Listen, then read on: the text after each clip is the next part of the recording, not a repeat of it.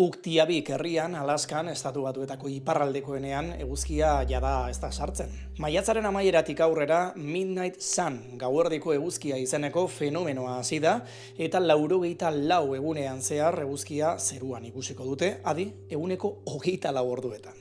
Bai, herri honetan udan gaua ez da existitzen. Ondo entzun duzu, eguzkia ez da, abuztuaren 2 arte berriro sartuko lurraren ardatzaren inklinazioagatik eta herri hau zirkulu polar artikoaren barruan dagoelako. Eta horrek guztiz aldatzen du bertakoen eguneroko bizitza.